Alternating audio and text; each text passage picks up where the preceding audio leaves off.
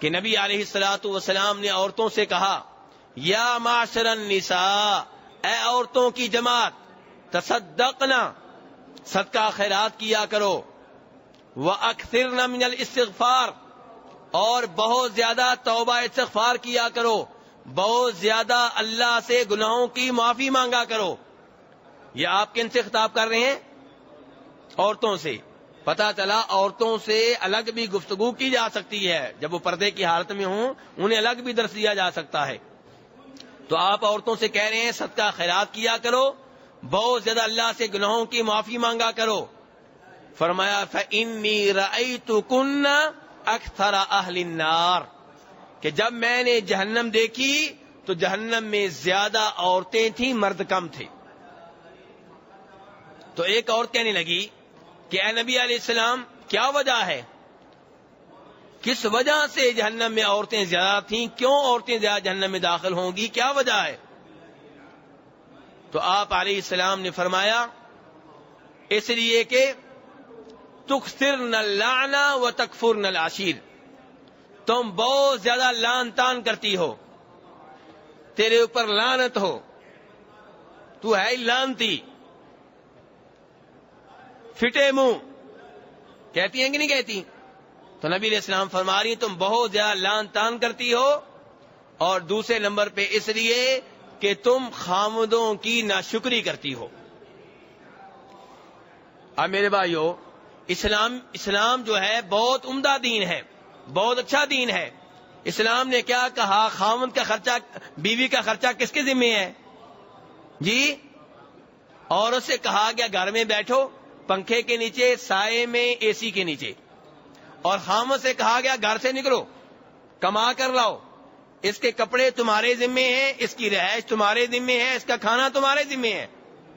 اب مرد دھکے کھا رہا ہے سڑکوں کے اوپر، کسی نے ریڈی لگائی ہوئی ہے، کوئی دکان پہ بیٹھا ہوا ہے، کوئی دفتر میں جا کے اپنے ڈائریکٹر کی باتیں اور گالیاں سنتا ہے۔ کیوں؟ کیونکہ بچوں کا پیٹ پالنا ہے، بیگم کا پیٹ پالنا ہے۔ اب اس کے مقابلے میں شریعت عورت سے کیا تقاضا کرتی ہے کہ اس خامند کا شکر ادا کرو، اسے جزاک اللہ کہو، وہ تمہاری وجہ سے دنیا گھومتا ہے۔ کتنے ہمارے بھائی ہیں جو سعودیہ میں بیٹھے ہوئے ہیں، 2 سال کے بعد گھر جاتے ہیں، کس لیے؟ بیگم بچوں کی خاطر۔ اب بیگم کیا کرتی ہے؟ چھوٹی سی بات ہو گئی، کبھی کوئی شادی وغیرہ آ گئی، مطالبہ ہوتا ہے جناب اتنے سوٹ چاہیے، اب خامند نے اگر ایک بھی کم لے دیا تو اس کی خیر نہیں ہے، کہ تمہارے گھر میں کبھی میں نے خیر دیکھی نہیں۔ وہ جو عورت ہے اس کا خامند جو وہ مانگے وہ لا کر دے دیتا ہے، اور تمہارے پاس جب بھی کوئی مسئلہ ہوا ہے تو نے مجھے رلا کے گھر سے رخصت کیا ہے۔ تو نبی علیہ السلام فرماتے ہیں کہ تم خامدوں کی ناشکری کرتی ہو، اس لیے عورتیں زیادہ تعداد میں کہاں ہوں گی؟ جہنم میں ہوں گی۔ اب میرے کئی بھائی ہیں اس وقت میرے سامنے بیٹھے ہوئے، وہ اپنی بیگم کے بارے میں سوچ رہے ہوں گے کہ واقعی کہ یہ بیماری میری بیگم میں بھی پائی جاتی ہے، یہ نہیں سوچیں گے کہ میری بہن میں بھی پائی جاتی ہے، یہ نہیں سوچیں گے میری ماں میں بھی پائی جاتی ہے، یہ نہیں سوچیں گے میری بہن میں بھی پائی جاتی ہے، ان کو میں سمجھاؤں۔ یہ حدیث سننے کے بعد بیگم کو بتانے کا پروگرام بن چکا ہے، یہ پروگرام نہیں بنا کہ اپنی بیٹی کو بھی حدیث سنانی ہے کہ بیٹی صبر کرنا، صبر کرنا، خامد کی ناشکری نہ کرنا۔ یہ پروگرام نہیں بنا کہ بہن سے بھی کہنا ہے، ماں سے بھی کہنا، امی کیوں ہر وقت لڑتی ہو، حدیث میں نے یہ سنی ہے، میرے ابا کی ناشکری نہ کیا کرو۔ مشکل وقت آتا رہتا ہے، نبی علیہ السلام کے گھر میں بھی کئی دنوں تک کھانا تیار نہیں ہوتا تھا، کئی دنوں تک چولہا نہیں جلتا تھا، ایسے ہوتا تھا کہ نہیں ہوتا تھا؟ تو اس لیے میرے بھائیو، نبی اسلام کیا فرما رہے ہیں کہ یہ وجہ ہے جس وجہ سے جہنم میں عورتیں زیادہ تعداد میں ہوں گی۔ تو آگے جا کے نبی علیہ السلام نے یہ بھی فرمایا کہ عورتیں حالانکہ دینی لحاظ سے اور عقلی لحاظ سے مردوں سے پیچھے ہیں۔ نبی علیہ السلام کیا فرما رہے ہیں کہ عورتیں حالانکہ دینی لحاظ سے، عقلی لحاظ سے مردوں سے پیچھے ہیں، اس کے باوجود مرد کے اوپر غالب ہو جاتی ہیں، حالانکہ مرد عقل میں آگے ہوتا ہے، مرد کے اوپر کنٹرول حاصل کر لیتی ہیں، باتیں اپنی منوا لیتی ہیں، عقل میں پیچھے ہونے کے باوجود۔ صحابہ کرام رضوان اللہ علیہم اجمعین، ان سے نبی علیہ السلام گفتگو کر رہے ہیں، ان خواتین سے جو دنیا کی سب سے اچھی خواتین تھی، دینی لحاظ سے بھی، عقل کے لحاظ سے بھی. تو انہوں نے آگے سے منہ نہیں بنایا، آگے سے احتجاج نہیں کیا، آگے سے جلوس نہیں نکالا کہ جی عورتوں کو کم حقوق دیے جا رہے ہیں، ایسی بات نہیں. بلکہ بڑے پیار و محبت سے خاتون نے پوچھا کہ نبی علیہ السلام عورتیں کس طرح دینی لحاظ سے اور عقلی لحاظ سے مردوں سے پیچھے ہیں؟ فرمایا دینی لحاظ سے اس لیے پیچھے ہیں کہ عورتیں حیض کے دنوں میں نماز نہیں پڑھتی، حیض کے دنوں میں روزے نہیں رکھتی.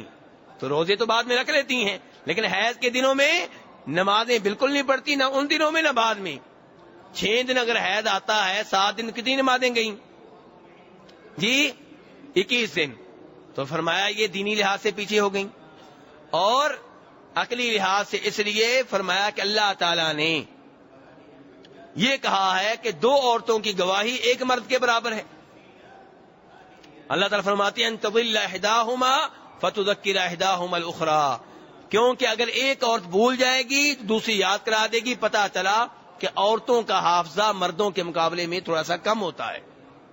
عام طور پہ کوئی ایک آدھ عورت مردوں سے آگے ہو سکتی ہے، لیکن جو اصول بنتے ہیں وہ غالب یعنی کہ معاملات کو دیکھ کر بنتے ہیں کہ 90% کیا ہے، 95% کیا ہے. ایک آدھ عورت زیادہ ذہین ہے تو اس کا اعتبار نہیں ہوگا. ایک آدھ مرد اگر نکھٹو ہے، اس کا ذہن کمزور ہے تو اس کا اعتبار نہیں ہے. عام طور پہ مرد جو ہیں وہ عورتوں سے عقلی لحاظ سے آگے ہوتے ہیں. اب میرے کئی بھائی سوچ رہے ہوں گے، سب نہیں کئی، کہ جنہوں نے اب تک یہ سنا ہے کہ مرد و عورت برابر ہیں، جن کو سبق یہ پڑھایا گیا، اصول یہ سکھائے گئے، اب وہ ایسی حدیث سن کے پریشان ہو جاتے ہیں. بجائے اس کے کہ یہ کہیں کہ جو اصول ہمیں بتائے گئے تھے وہ غلط تھے، جو قوانین ہمیں بتائے گئے تھے یورپ سے جو آئے تھے وہ غلط تھے، اور اللہ کے رسول کی حدیث بالکل صحیح ہے، وہ حدیث کے بارے میں پریشان ہو جاتے ہیں. کئی دفعہ سوچتے ہیں مولوی صاحب کو کیا ضرورت ہے ایسی حدیثیں بیان کرنے کی، ایسی حدیثیں اس زمانے میں بیان کرنے کی کیا ضرورت ہے؟ نعوذ باللہ. کیا نبی علیہ السلام کا دین ایک مخصوص وقت کے لیے؟ آپ کا دین تو قیامت تک کے لیے ہے. اگر کوئی سمجھتا ہے کہ آپ کے دین کا کوئی ایک حصہ، کوئی ایک حدیث، کوئی ایک آیت اس زمانے میں ایسی نہیں ہے کہ اسے سنایا جائے، اسے بیان کیا جائے، تو میرے بھائی اس کی سوچ بڑی خطرناک ہے. تو کہنے کا مطلب یہ ہے کہ اللہ تعالیٰ فرماتے ہیں الا یعلم من خلق، کہ میری مخلوق کو مجھ سے بہتر کون جانتا ہے. اللہ کہہ رہے ہیں میری مخلوق کو مجھ سے بہتر کون جانتا ہے. تو اللہ نے پیدا کیا ہے مرد کو، اللہ نے پیدا کیا عورت کو. اللہ جانتے ہیں کس کی عقل زیادہ ہے، کس کی عقل کم ہے. اور اگر دنیا دیکھنی ہے تو اس لحاظ سے بھی آپ جان سکتے ہیں. وہ ممالک جو نعرہ لگاتے ہیں کہ مرد و عورت برابر ہیں، ان کو آپ دیکھ لیں. وہاں پہ جہاں پہ عورتوں کو اپنی طرف سے انہوں نے برابر کے حقوق دے دیے، گھروں سے بھی نکال لیا، اسکول میں بھی برابر بیٹھتی ہیں، ہر چیز میں برابری دے دی. وہاں بھی آج دیکھ لیں کہ جو ان کی کابینہ بنتی ہے اس میں منسٹر عورتیں کتنی ہوتی ہیں، مرد کتنے ہوتے ہیں. دیکھ لیں امریکہ برطانیہ کو. آپ لوگ اس وقت 30 سال کے ہیں، 40 سال کے ہیں، 50 سال کے ہیں. بتائیے آپ کی زندگی میں امریکہ میں کوئی خاتون صدر بنی ہے جی؟ نہیں بنی. اور ان کی کابینہ بھی دیکھ لیں، ان میں عورت جو وزیر ہوگی 1 یا 2 ہوں گی، باقی سب مرد ہوں گے. برطانیہ میں بھی ایسے ہے، میری آپ کی زندگی میں 1 خاتون آئی تھی بس. اور کابینہ آپ ان کی دیکھ لیں، ہمیشہ منسٹر 1 آدھ عورت ہوتی ہے، باقی سب مرد ہوتے ہیں. اپنی طرف سے انہوں نے ساری سہولتیں فراہم کر دیں. لیکن اللہ نے صحیح کہا تھا کہ الا یعلم من خلق، مجھ سے بہتر میری مخلوق کو کون جانتا ہے. تم نے سب کچھ کر لیا پھر بھی برابر نہ ہو سکی. اور مسلمان ممالک میں دھکے سے کیا جا رہا ہے جی. 33% دو، دھکے سے ان کو لے کر آؤ، دھکے سے گھر سے نکالو. یہ برابری تو نہ ہوئی، یہ تو آپ مردوں کو پیچھے دھکیل رہے ہیں، آپ تو برابری بھی نہیں دے رہے. تو کہنے کا مطلب یہ ہے کہ جنہوں نے برابری کا نعرہ لگایا تھا وہاں پہ بھی عورت برابر نہ آ سکی، کیونکہ برابر نہیں ہے. اسلام میں کیا ہے؟ اصل میں اسلام میں مرد و عورت میں برابری نہیں، بلکہ مرد و عورت میں انصاف ہے. اسلام نے کیا دیا ہے؟ انصاف کا نعرہ، برابری کا نعرہ نہیں دیا. آپ اس کی مثالیں سمجھ سکتے ہیں مجھ سے. آپ کے گھر میں 5 بیٹے ہیں، ایک بیٹا 20 سال کا ہے، ایک 15 سال کا ہے، اور ایک 10 سال کا ہے، اور ایک 5 سال کا ہے، ایک 1 سال کا ہے. کیا آپ جتنا خرچہ بڑے بیٹے کو دیتے ہیں اتنا ہی 1 سال کے بچے کو دیتے ہیں؟ تو برابری کیوں نہیں کر رہے؟ برابری کریں نا. برابری نہیں، انصاف کر رہے ہیں کہ جتنا اس کو چاہیے اتنا اس کو دیں گے، جتنا چھوٹے کو چاہیے اتنا چھوٹے کو دیں گے. اگر چھوٹے کو آپ 10 روپے خرچ کرتے ہیں اور بڑے کو بھی آپ 10 روپے دیں گے تو بڑا چیخے گا. وہ حالانکہ جانتا ہے کہ برابری ہے لیکن کہے گا انصاف نہیں ہے، میں بڑا ہوں، میرا پیٹ بڑا ہے، میرا کھانا زیادہ ہے، میرے خرچے زیادہ ہیں. ایسے ہے کہ نہیں ہے میرے بھائیوں؟ تو اگر آپ کہیں گے نہیں میں برابری کر رہا ہوں تو وہ کوئی بھی آپ کو عقل مند نہیں مانے گا. ایسے ہی میرے بھائیوں اسلام نے انصاف کیا ہے مرد و عورت کے مابین. اسلام نے عورت سے کہا تم گھر کی ملکہ ہو، گھر میں بیٹھو، تمہارے لیے کما کر کون لائے گا؟ مرد. وہ تمہیں کھانا لا کر دے گا، وہ تمہیں کپڑے لا کر دے گا، وہ ذمہ دار ہے تمہاری اولاد کے خرچے کا بھی تمہارے خرچے کا بھی. اس لحاظ سے تو اسلام نے عورت کو یہاں مرد سے آگے کر دیا ہے، اور یہ اسلام کا انصاف ہے، برابری نہیں ہے، انصاف ہے. کیونکہ عورت اس قابل نہیں ہے، اس کا جسم اس بات کی اجازت نہیں دیتا کہ اسے سڑکوں پہ باہر نکالا جائے، وہ مردوں کے ساتھ دھکے کھائے، مردوں سے لڑے، بسوں میں مردوں کے ساتھ کھڑی ہو، وہ مردوں کی طرح ہتھوڑے چلائے اور لوہار بن جائے. یہ عورت کا جسم اس بات کی اجازت نہیں دیتا. تو اسلام نے اس کے ساتھ ہمدردی کی ہے. گھر میں بیٹھو، آرام سے کھاؤ پیو.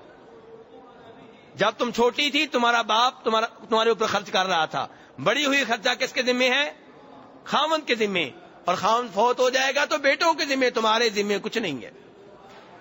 اس سے زیادہ عورت کو حقوق اور کون سا دین دے سکتا ہے؟ جو حقوق اسلام نے دے دیے ہیں. اور جنہوں نے نعرہ لگایا تھا برابری کا، ان کے ہاں عورت کا مقام کیا ہے؟ جب جوانی ڈل جاتی ہے تو زندگی کہاں گزارتی ہے بیچاری؟ اولڈ ہاؤس میں. بیٹے کا سال میں 1 دفعہ دیدار ہوگا، وہ بھی جب کون سا دن ہوگا؟ مدر ڈے یا کرسمس ڈے، اس موقع پہ دیدار ہوگا. وہ بھی ہو سکتا ہے لیٹر ہی آئے، بس دیدار ہو سکتا ہے اس موقع پہ بھی نہ ہو. تو یہ لوگ جن کا اپنا معاشرہ تباہ و برباد ہو چکا، ہم ان کی وجہ سے احساس کمتری کا شکار کیوں ہوں؟ میرے بھائیو اسلام نے جو دین دیا بالکل صحیح دیا. آپ دیکھیں اسلام نے عورت کو ایک تو حق مہر دیا ہے، حق مہر دیا کہ نہیں دیا؟ اور ساتھ وراثت دی ہے، باپ کی طرف سے آدھی دی ہے. اور لوگ سمجھتے ہیں کہ شاید انصاف نہیں کیا. نہیں، آپ ذرا حقائق کو دیکھیں. اسلام نے کہا عورت کو حق مہر دو، خرچہ کس کے ذمہ ہے؟ خاوند کے. حق مہر کیا کرے گی؟ جیب میں رکھے گی. ایسے ایک نہیں ہے جب باپ فوت ہو جائے گا وراثت ادھر سے بھی آ گئی، کیا کرنی ہے؟ جیب میں رکھنی ہے. خرچہ تو سارا تمہارا خاوند کے ذمہ ہے. تو آدھی وراثت بھی بہت ہے. اس لڑکی کو جس کو آدھی وراثت ملی ہے، اس کے بھائی کا حال دیکھیں. بھائی کو پوری ملی ہے، اس کو ملا 50 روپیہ، اس کو ملا 100 روپیہ. اس کا 50 روپیہ سیو ہے، محفوظ پڑا ہوا ہے، کیونکہ خام خرچ کر رہا ہے. اور جو بھائی کو 100 روپیہ ملا تھا وہ بیوی کا خرچہ بھی برداشت کر رہا ہے، بیٹوں کا بھی، اس کا تو ختم بھی ہو گیا، اس کا ختم ہو گیا، اس کا ابھی تک پڑا ہوا ہے. تو میرے بھائی اس لیے اسلام نے جو دیا ہے نظام، بہترین نظام دیا ہے. اور اس میں کیا ہے؟ میں کیا بتا رہا تھا؟ انصاف ہے، برابری نہیں. کیا ہے؟ انصاف. اسلام نے بیٹے سے کیا کہا ہے کہ تمہارے اوپر تمہاری ماں کے کتنے حقوق ہیں؟ جی، بیٹے سے اسلام کیا کہتا ہے؟ تمہارے اوپر تمہاری ماں کے کتنے حق ہیں؟ کسی کو بھی نہیں پتا میرے بھائیو. جی، 3 حق ہیں. ماں کے بیٹے کے اوپر کتنے حق ہیں؟ اور باپ کا. یہاں اسلام نے ماں کو آگے کر دیا، برابر نہیں کی، آگے کر دیا. کیونکہ 9 ماہ پیٹ میں کس نے رکھا تھا؟ ماں نے. 9 ماہ پیٹ میں رکھنا آسان کام نہیں ہے. اور پھر جو ولادت کی دردیں ہیں یہ وہی جانتے ہیں جن کی شادی ہو چکی ہے. اور پھر اس کے بعد دودھ پلانے کے 2 سال بار بار بچہ پیشاب کر رہا ہے، نیند خراب کرتا ہے، عورت کی نیند پوری نہیں ہوتی، عورت بیٹے کی وجہ سے کبھی یہ نہیں کھاتی کبھی وہ نہیں کھاتی. 3 سال 4 سال عورت کے ایک بچے کی وجہ سے ایسے گزرتے ہیں. حمل ٹھہرنے سے لے کر دودھ پینا اور یہ سارے مراحل 3-4 سال عورت کے ایک بچے کی وجہ سے تکلیف کے سال ہوتی ہیں. اس لیے اللہ تعالی نے کہا کہ ماں کے کتنے حق ہیں؟ 3. اور باپ خرچہ دیتا رہا اس کا بھی ایک حق ہے. لیکن کہنے کا مطلب یہ کہ یہاں پہ اسلام نے کیا کیا؟ ماں کو آگے کر دیا اور مرد کو پیچھے کر دیا. یہاں پہ تو جس کا جو حق بنتا ہے اسلام نے وہ دیا ہے. اسلام میں انصاف ہے، برابری کا نعرہ وہ لگاتے ہیں جو اندھے ہوتے ہیں، اور جن کو نظر آتا ہے وہ برابری کا نعرہ نہیں لگاتے، وہ انصاف کا نعرہ لگاتے ہیں. جس کا جو حق بنتا ہے وہ دو، جس کا جو حق بنتا ہے وہ دو، یہ اسلام کا نعرہ ہے. تو کہنے کا مطلب یہ ہے میرے بھائیوں کہ یہ عورت نبی علیہ السلام سے کہہ رہی تھی کہ ہم دینی لحاظ سے پیچھے کیوں ہیں؟ تو آپ نے فرمایا اس لیے کہ رمضان میں حیض کے دنوں میں تم نمازیں نہیں پڑھتی، روزے نہیں رکھتی.